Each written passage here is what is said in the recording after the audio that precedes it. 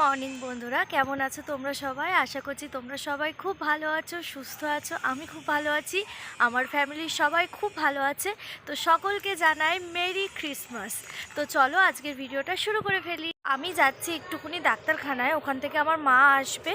আমি আর মা যাচ্ছি একটু ডাক্তারখানায়। এই যে মা আমাকে ছাড়তে যাচ্ছে একটু মোড় পর্যন্ত, টোটোয় তুলে দিয়ে আসতে যাচ্ছে। তো চলো পরে কথা বলছি। তো আমি এখানে টোটোয় উঠে গিয়েছি। আসলে কয়েকদিন ধরে পেটটা আমার একটু ব্যথা ব্যথা করছিল। তো বরমশাই যেহেতু মেডিকেল লাইনে থাকে, ও কোনো রিস্ক নিতে চায়নি। ও বলেছিল একটা ছোটোখাটো ইউএসজি করে নেবে। তো তার জন্যেই যাচ্ছিলাম আমি। মায়ের আশীর্বাদে আমার রিপোর্ট ভালো এসেছে, একটু ভুলভাল খাওয়ার জন্য পেটটা জাস্ট। তো বাড়ি চলে এসেছি, এখন বাজে হচ্ছে 2টো মতো। অনেকক্ষণ আগেই বাড়ি চলে এসেছি। তোমাদের সাথে লাস্ট কথা বলেছিলাম ডাক্তারখানায় যাওয়ার সময়। তো তারপরে আর কথা বলা হয়নি, ভিডিও করা হয়নি। আমি স্নান করে ঠাকুর ঘরের থেকে নেমে গিয়েছি, এখন বসবো সবাই খেতে। তো চলো আজকে দেখিয়ে দিই 25শে ডিসেম্বর স্পেশাল আমাদের বাড়িতে কি কি রান্না হয়েছে। আজকে রান্না হয়েছে এখানে পালং শাক, এখানে চুনো মাছের ঝাল, আর হচ্ছে এখানে মাংস। এখানে বাটিতে বাটিতে সবার মাংস তোলা হয়ে গিয়েছে, এবার সবাই খেতে বসবো। তো এখন বেজে গিয়েছে 5:30 মতো।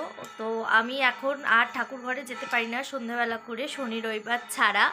এখন শুরু হয়ে গিয়েছে আমার পড়ানো। আমি এখন বাড়িতে হচ্ছে টিউশনি পড়াই। তো ওই জন্য এখন আর যেহেতু সবাই পরীক্ষা শেষ ছিল বলে কদিন ঠাকুর ঘরে যেতে পেরেছিলাম, আবার সবাই পড়া স্টার্ট করে দিয়েছে বলে এখন আর ঠাকুর ঘরে যেতে পারি না। খালি প্রণামটুকুনি করে চলে আসি। যে পড়তে চলে এসেছে, আপাতত একজন আসে। জানুয়ারি মাসের 1 তারিখ থেকে আবার সবাই চলে আসবে। ও ছুটি নেয়নি, ও খুব ভালো ছেলে, ওই জন্য ও পড়তে চলে এসেছে।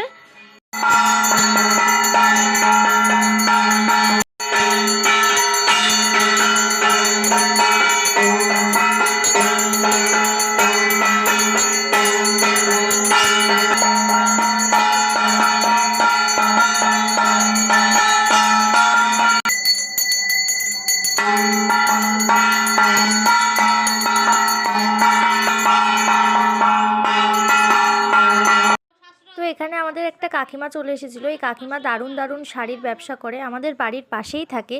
যেহেতু দিদিভাইয়ের একটা ঠাকুর ঘরে পড়ে যাওয়ার জন্য শাড়ির প্রয়োজন ছিল, ওই জন্য কাকিমাকে খবর দিয়েছিলাম। তো কাকিমা এসেছিলো সন্ধেবেলা।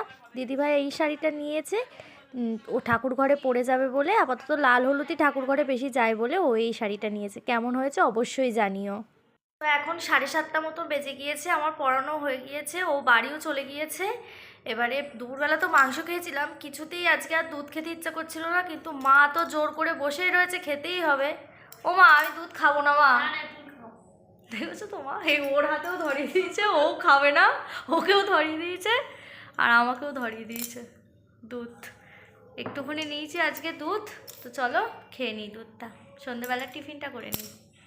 এভাবেই কাটলো আমার সারাদিনটা। আজকে ভিডিওটা বেশি লং হলো না, কারণ আজকে আমার শরীরটা একটু খারাপ, তার জন্য আজকের ভিডিওটা শর্টেই ছেড়ে দিলাম। আশা করছি তোমাদের ভিডিওটা ভালো লেগেছে। যদি ভালো লেগে থাকে প্লিজ একটা লাইক করো, আর আমার চ্যানেলটা সাবস্ক্রাইব করে দিও। পাশে থাকা বেল আইকনটা প্রেস করো, যাতে পরে আমার ভিডিও সবার প্রথমে তোমাদের কাছে যায়। দেখা হচ্ছে আবার একটা নতুন ভিডিওতে। আপাতত টাটা।